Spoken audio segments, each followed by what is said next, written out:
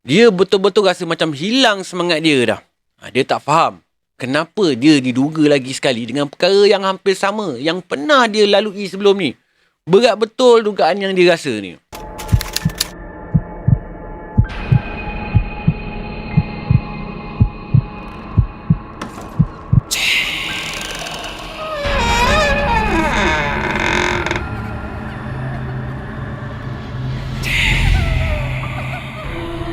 اللهم صل على سيدنا محمد وآله وصحبه وسلم. Bismillahirrahmanirrahim. Allahumma salli ala Sayyidina Muhammad. Assalamualaikum warahmatullahi wabarakatuh. Salam sejahtera, salam satu Malaysia dan salam satu Nusantara. Buat korang yang baru je singgah channel aku ni, aku bagi tahu lagi sekali, nama aku Anas Rahmat, storyteller yang menghantui malam sunyi anda. Alright guys, baru-baru ni aku ada terima satu email ni yang minta aku sampaikan satu kisah yang berlaku dekat abang dia. Kisah yang dia tulis ni bagi aku bukanlah satu kisah seram sangat, tapi lebih kepada kisah yang menyentuh hati dan perasaan. Kisah menyentuh hati ni guys, lain sikit. Aku suka cerita-cerita macam ni. Kisah pengalaman hidup orang yang berdepan di antara dunia nyata dengan dunia mistik. Aku pernah sampaikan cerita macam ni, kalau korang masih ingat lagi, kisah Syai yang tak boleh nak move on dengan first love dia nama Maya, yang berlaku dekat Tioman tu. Dia tak boleh move on bila dia dapat tahu yang Maya ni bukanlah seorang gadis biasa-biasa, tapi Maya ni tak wujud pun. Okey, tapi kisah kali ni dia ada lain sikit cerita dia. Aku harap korang boleh dengar cerita aku ni sampai habis lah. Aku harap korang boleh layan cerita ni mengikut budi bicara korang. Korang janganlah hukum pada sesuatu yang kita tak pernah pun alaminya. Alright. So sebelum aku nak start cerita ni, seperti biasa, belanja aku subscribe dulu yang masih lagi belum subscribe channel Anas Rahmat ni. Tekanlah loceng tu kalau korang nak menerima notifikasi daripada channel Anas Rahmat ni. Like, komen dan share sekali guys. Thank you. So, apa tunggu lagi? Let's roll on malam mistik. Let's go.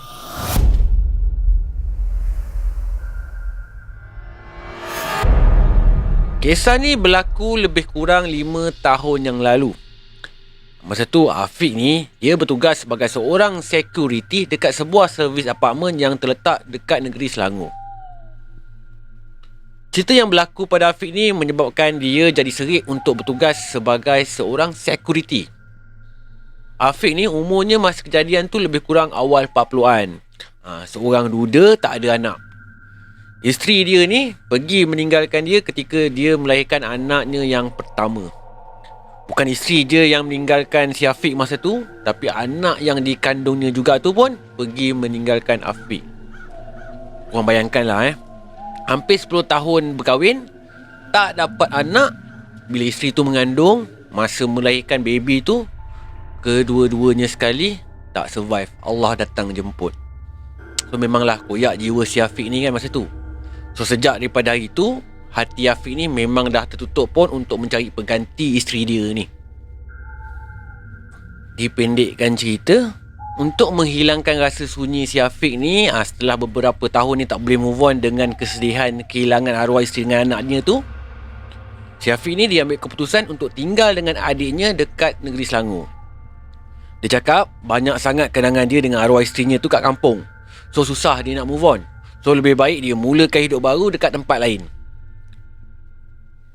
Seminggu selepas dia berpindah ke rumah adiknya tu, dia diterima bertugas sebagai security guard oleh satu syarikat ni. Afiq ni tak pilih kerja pun. Dia okey je dengan apa-apa kerja pun, as long dia ada benda untuk dibuat. Kurang-kurangnya dapatlah kan dia hilangkan rasa tekanan emosi dia tu. Afiq ni masa dia baru-baru pindah kat rumah adik dia tu, dia memang tak boleh move on lagi pun. So adik dia ni lah yang banyak nasihatkan dia supaya Afiq ni bertabah, carilah pengganti kakak iparnya tu. Adik dia ni pun faham arwah kakak ipar dia tu memang jenis orang yang baik-baik. Memang susah lah abang dia nak move on. Adik dia sendiri ni pun selalu je tinggalkan kakak ipar dia tu. Lagi pula adik dia ni perempuan kan. Itu je satu-satunya kakak yang dia ada. Sebab Afiq dengan adik dia ni hanya 2 beradik je. So kalau abangnya tu susah nak melupakan arwah kakak iparnya tu, memang adik dia ni faham sangat kenapa dan apa sebabnya. nak dijadikan cerita, Afiq ni ditugaskan untuk jaga sebuah servis apartmen ni dekat Selangor. Ada 2 shift. Satu bermula daripada 7 pagi hingga 7 malam. Satu lagi shift daripada 7 malam hingga 7 pagi. Termasuk sekali lah dengan overtime tu. So bermulalah era si Afiq ni bertugas sebagai abang security dekat negeri Selangor. Sebenarnya Afiq ni bukan peduli sangat pun pasal kerja. Tapi apa yang dia nak, apa yang dia harapkan, dia cuma nak mulakan hidup baru dia je. Dia cuma nak move on daripada hidup dia sebelum ni yang jadi asyik rindukan arwah isteri dia tu. Masa mula bekerja tu, dia dapat shift pagi. Kisahnya bermula macam ni guys. Ada satu perempuan ni, Yati nama dia. Dia salah seorang penduduk dekat apartmen tu. Manis je orangnya. Berumur lebih kurang samalah dengan Afiq. Anak dara tua. So setiap hari memang dah rutin si Yati ni tiap-tiap pagi dalam pukul 7 pagi macam tu, dia akan pergi kerja naik public transport. So setiap kali itulah dia akan lalu depan pondok security tempat si Afiq ni bekerja.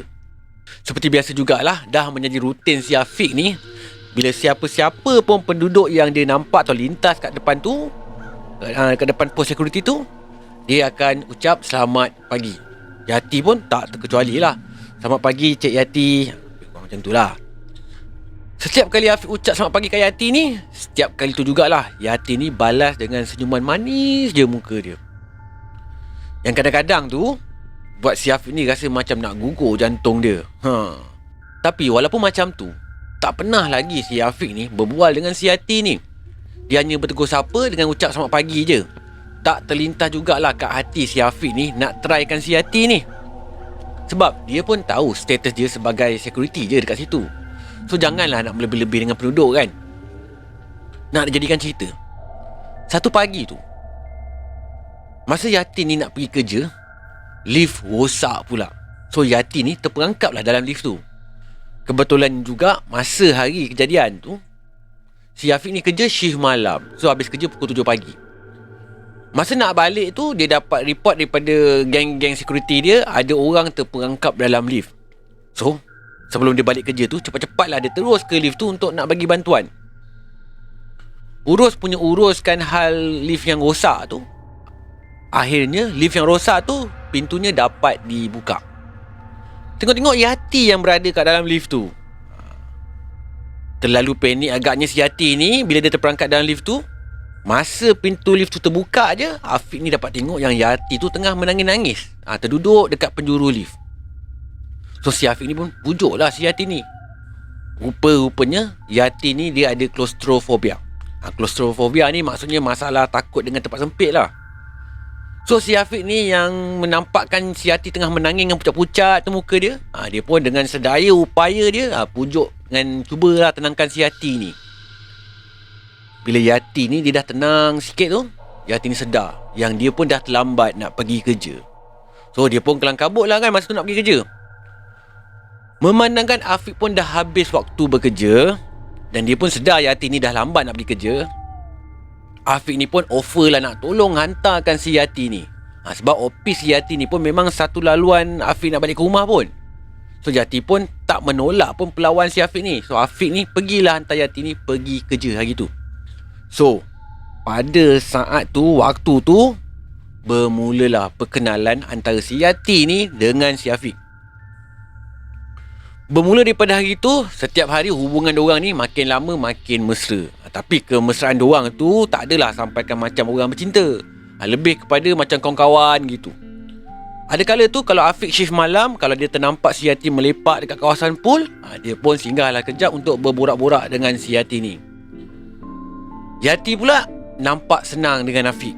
Ada juga kadang-kadang tu si Yati ni dia cerita pasal soal peribadi dia. Kalau tak, takkanlah si Afiq ni tahu yang Yati ni anak dara tua kan. Kalau dia tahu si Yati ni bini orang, takkanlah dia berani nak lepak dengan Yati berdua-duaan dekat tepi pool tu kan. Ada waktu tu, kalau si Yati masak sarapan pagi untuk bawa bekal nak pergi kerja, dia pula akan bekalkan sekali untuk si Afiq ni. Afiq ni makin lama dia makin terasa seronok pula dengan layanan si Yati ni. Menjadikan hari-hari dia ni bertambah ceria. Secara tak langsungnya dapat jugalah dia bangkit daripada kesedihan yang dia hadapi selama ni. Hinggakan pada satu waktu tu, dia dah mula rasa yang dia ni dah macam dah jatuh hati pula dengan si Yati ni. Tapi si Afiq ni dia just simpan je perasaan dia tu dalam-dalam. Dia pun sedar diri sebenarnya. Dia tu takat security je kat kawasan tu. Yati pula penduduk dekat kawasan tu. Takkanlah si Yati ni boleh shock pula dekat dia pula kan. Lagipun dengan status duda dia macam tu, takkanlah si Yati ni boleh suka kat dia. Yati tu anak dara tua, kejaya pula tu. Kalau nak dibandingkan dengan si Afiq ni, umpama langit dengan bumi. Ini fikir si Afiq masa tu. Diam tak diam, dah berbulan dah persahabatan yang diorang bina ni. Ada kala tu, ada jugalah diorang ni berbalas WhatsApp. Just tanya khabar, borak-borak biasa je lah. Semakin hari pula, si Afiq ni dia rasa dia macam semakin suka pula kat Yati. Dan makin syok pula. Tapi nak berterus terang kat Yati tu, dia rasa malu pula. Ada tak ada, dia duk ngadu je lah dekat adik dia ni. So adik dia ni pula jadi pendengar setia abang dia. Sebenarnya, adik si Afiq ni, dia pun seronok juga bila dapat tahu yang abang dia tu suka kat seorang perempuan ni.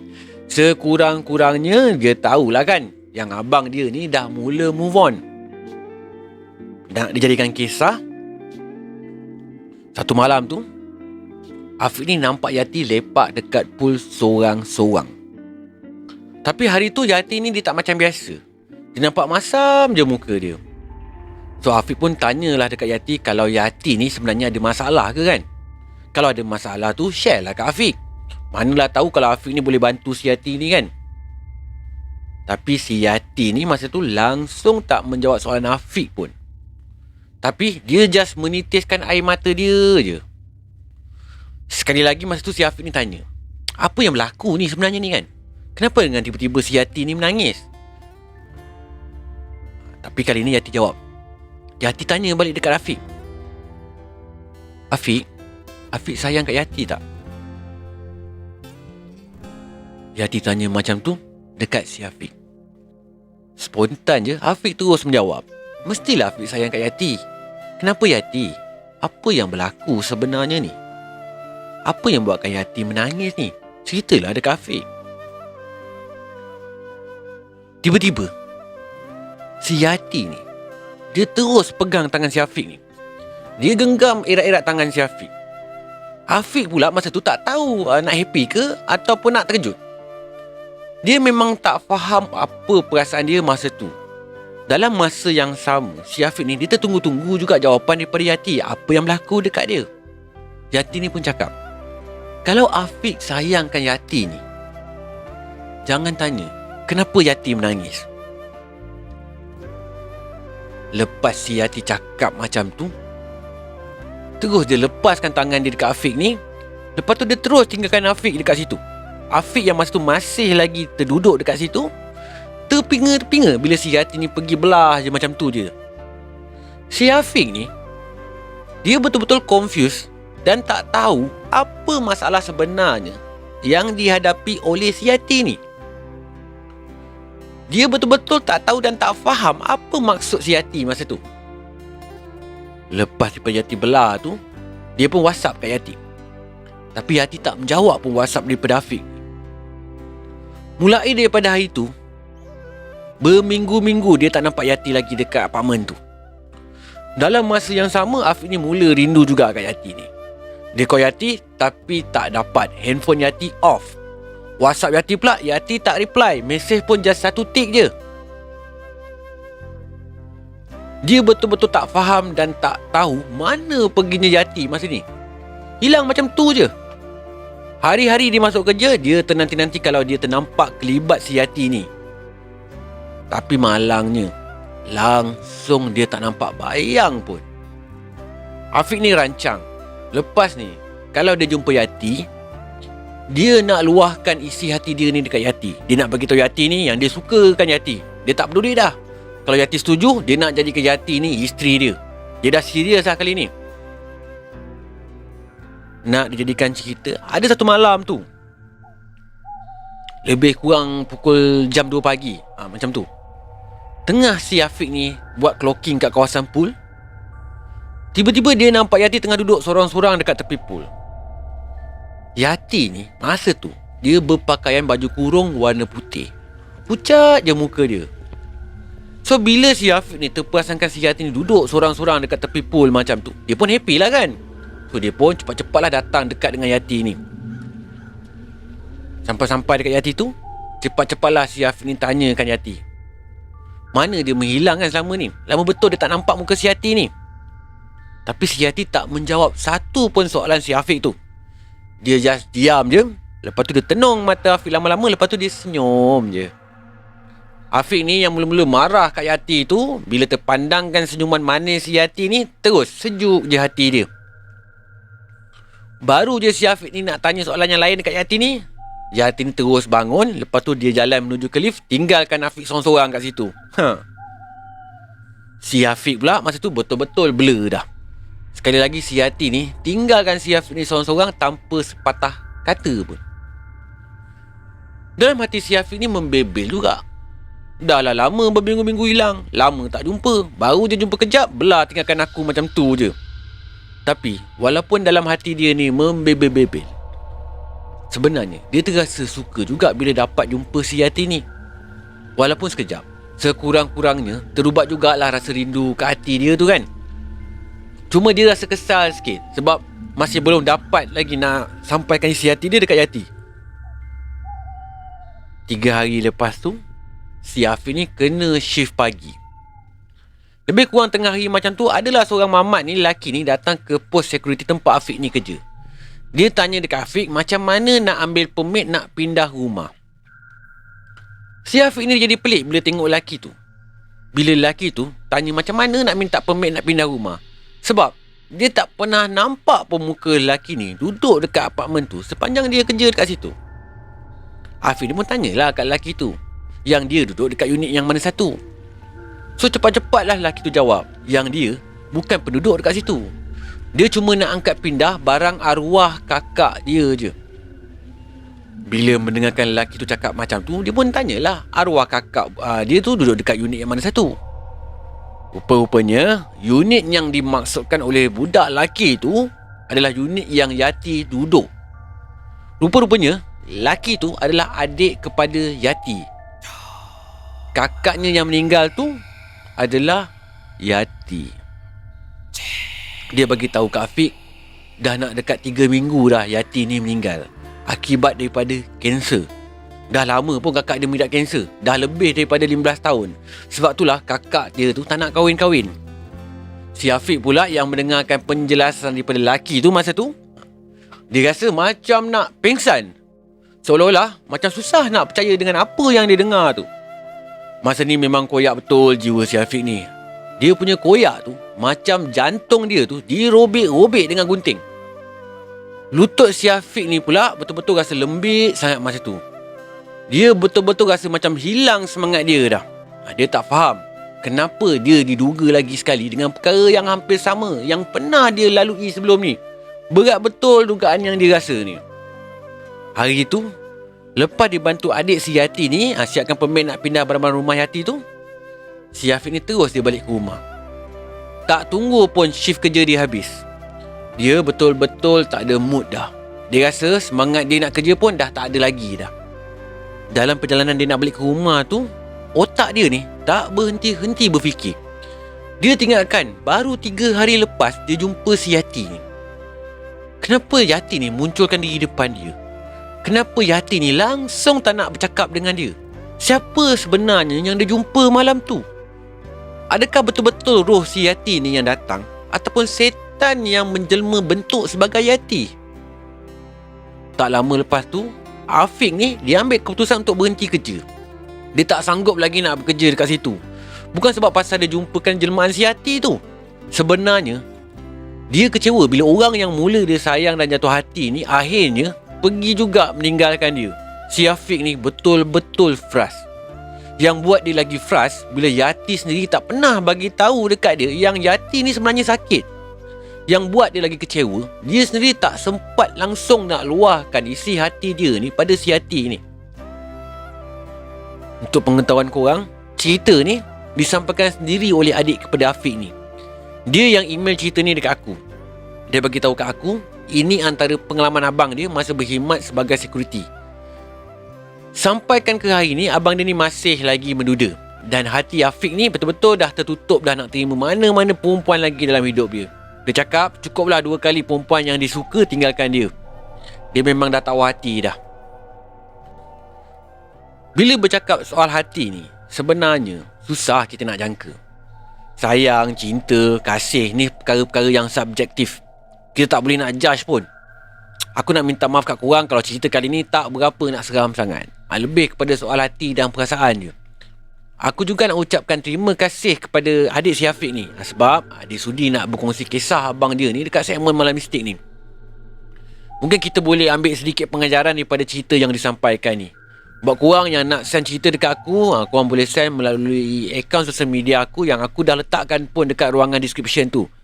Tak pun, korang boleh je terus email kat aku. Email aku malammistik@gmail.com. Alright. Sampai sini je Malam Mistik kali ni. Jangan lupa like, share dan subscribe channel aku ni guys. Hingga kita jumpa lagi di Malam Mistik yang akan datang. Korang, jaga diri korang baik-baik. Assalamualaikum warahmatullahi wabarakatuh. Salam sejahtera. Salam satu Malaysia dan salam satu Nusantara. Goodbye. Malam Mistik.